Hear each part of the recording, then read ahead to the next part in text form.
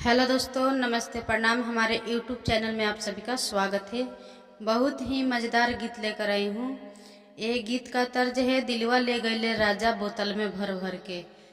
तो आप सब सुनिए और पूरा सुनिए, बहुत अच्छा गीत है। चलिए सुनाती हूँ। दिलवा ले गईले राजा बोतल में भर भर के, दिलवा ले गईले राजा बोतल में भर भर के।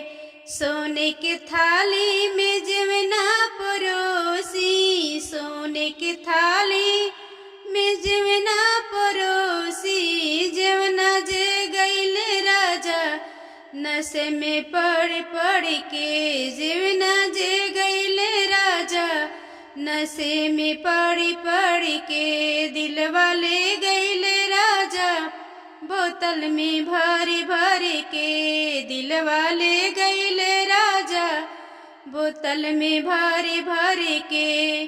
झजरे गेड़ुलवा गंगा जल पानी, झजरे गेड़ुलवा गंगा जल पानी, गड़ुला घोट गईले राजा नशे में पड़ पड़ के, गड़ुला घोट गईले राजा नशे में पड़ पड़ के।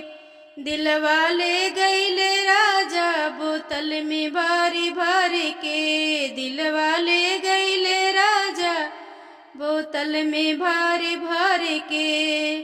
लवंग इलायची के बीरा बनाई, लवंग इलायची के बीरा बनाई, लवंग इलायची के बीरा जिवाए, लवंग इलायची के बीरा जुराए।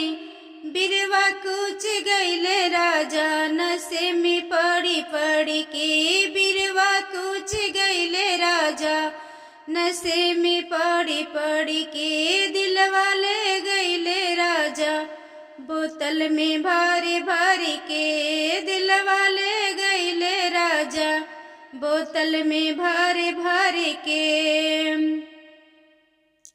फूल चुनी चुनी सजिया लगाया, फूलवा चुनी चुनी सजिया लगाया, सजिया सूत गईले राजा नशे में पड़ पड़ के, सजिया सूत गईले राजा नशे में पड़ पड़ के। दिलवा ले गईले राजा बोतल में भर भर के, दिलवा ले गईले राजा बोतल में भर भर के। थैंक यू मेरा गाना सुनने के लिए। गाना कैसा लगा कमेंट बॉक्स में ज़रूर अपना राय देना। चलिए तब तक के लिए बाय बाय।